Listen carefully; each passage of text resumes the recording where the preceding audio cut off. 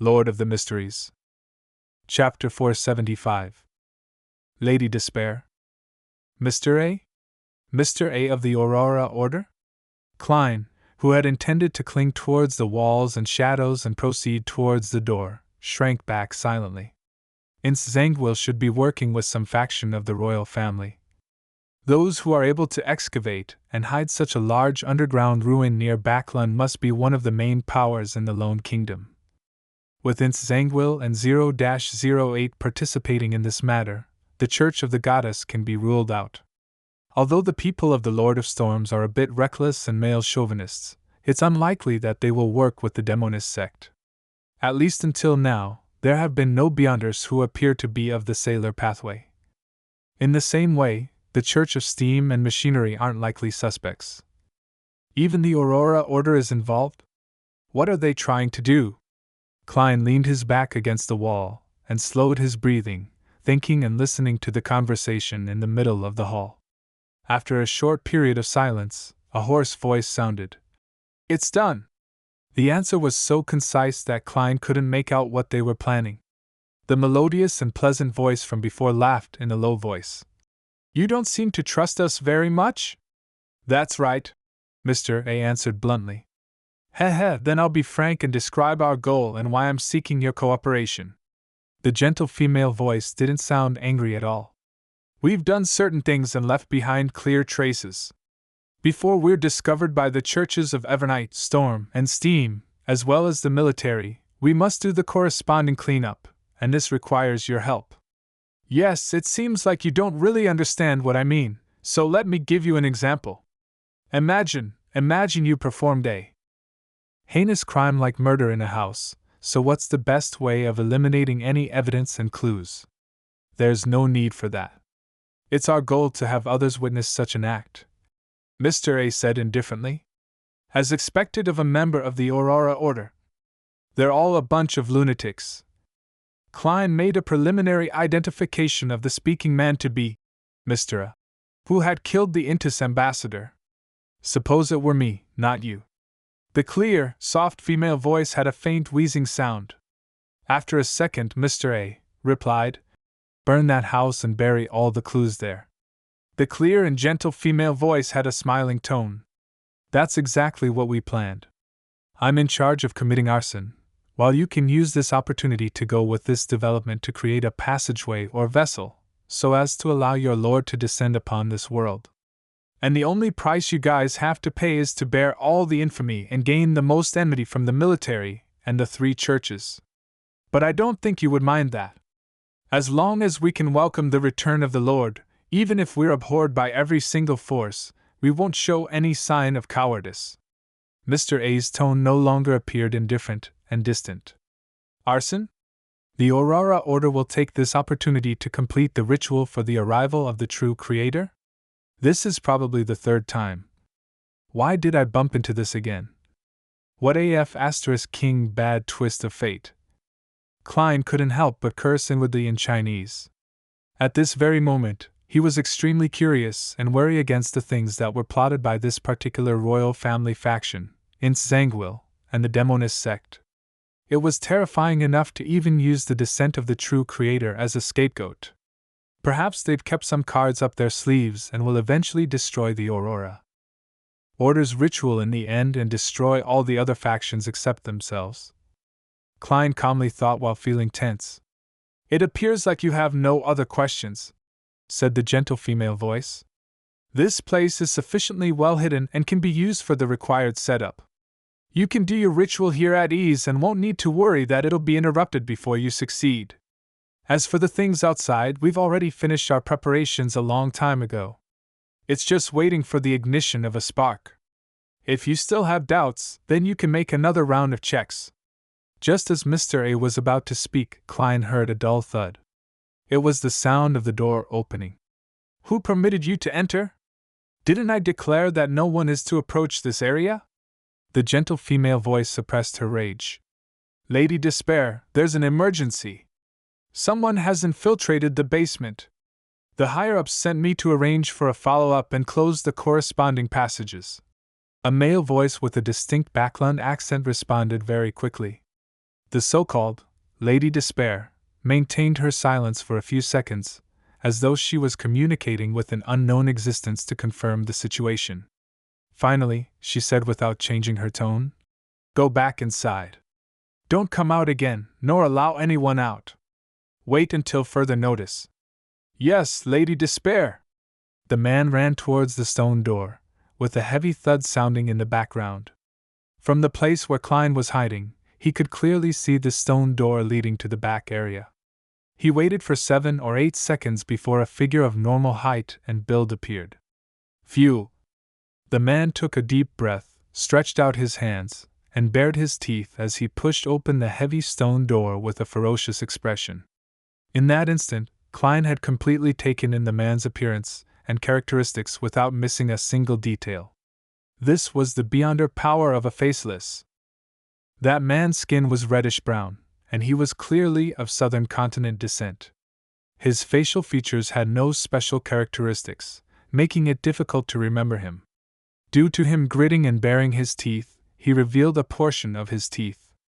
The third tooth on the upper left of his mouth flickered with a golden light. It was a fake tooth. This, Klein, with the spiritual intuition of a seer, frowned as he felt an inexplicable sense of familiarity. Very quickly, he used his skills to recall the source of his familiarity. The hangman had once requested the Tarot Club members to find a man with reddish-brown skin and a thick Backland accent who had the third tooth on his left missing. The man's name was Balin, and he was involved in the escape and disappearance of many colonial island slaves. And at this moment, the man in front of Klein was almost identical to the Balin that was described by the hangman. The disappearance of the colonial island slaves. The many tribes of the southern continent vanishing into thin air. Balin's appearance here. Capim, who took a large share of the underground slave trade, was protected by 4 beyonders suspected to be of the Arbiter pathway. Among them, the strongest was a Sequence 6, and even a Sequence 5. Capim constantly targeted relatively innocent girls in his abductions. The passing of the Grain Act, the improvement of the textile machines all resulted in a large number of people losing their jobs. Many female textile workers silently left East Borough after receiving new jobs, not leaving any clues. The scattered dots instantly formed a line in Klein's mind, pointing directly into the depths of the earth. What are they up to, that they need such a large number of people, as well as so many pure and innocent girls? A ritual? An extremely terrifying ritual that takes a very long period of time while being held in secret? Klein's pupils suddenly contracted. Creak! Bang! The stone door closed and Balin disappeared from his sight. The hall was silent for a few seconds before Mr. A's deep and hoarse voice rang out again. "I smell an accident. Let's begin. We need to hurry before it arrives." Lady Despair responded slowly. "That's exactly what I was thinking. But I need you to send me to East Borough." "East Borough?" Klein had a bad premonition. "No problem," Mr. A answered with a lack of emotion. Under the hood, a transparent and blurry book appeared in front of him. Accompanied by a distant and indistinct chant, he said, "I came, I saw, I record." The book quickly flipped open and stopped at one of the pages. Soon after, it began to emit a light blue and illusory light. The light enveloped the white-robed Lady Despair, causing her figure to blur at first, then becoming indistinct. In an instant, Lady Despair saw countless indescribable silhouettes. She discovered lustrous brilliances which contained the bright and pure splendor of endless knowledge at the highest point. Her body was being dragged forward by a strange force as she rapidly tore through space.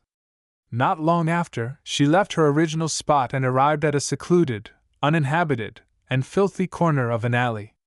She pulled down her veil to cover her face and looked up into the sky. The afternoon sun had once again been obscured by clouds and fog, turning pale and dark.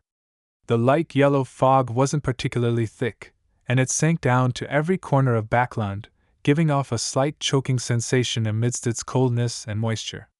It's a pity that the smog didn't reach the point when it's in its worst and calmest state. The accident that happened to Trissy, the sudden and temporary loss of control over 008, the appearance of Azek, the destruction previously caused by Black Emperor, these had complicated matters, garnering the attention of others. It forced the operation to be brought forward to today. Lady Despair surveyed the area, walked out of the alley, and into the streets. Her steps were slow, as though she were wandering in a sea of fog. Wherever she passed, the fog would unnoticeably thicken. Tinged with an iron-black color, it silently lowered the range of one's visibility. As she left the street, a sallow-faced tramp in an old jacket suddenly coughed violently and fell to the ground. The two poor people close to the tramp retreated in horror, and then they covered their throats with their hands as they gasped for air. It was as if they were suffering from severe lung disease or bronchitis, and could no longer breathe. A smog which was a mixture of iron-black and pale yellow colors descended upon East Borough, the dock area, and the smoke-spewing factory district as it continued to spread throughout Backland. Various scenes in the distance were drowned, and even the towering clock tower was only a pale shadow.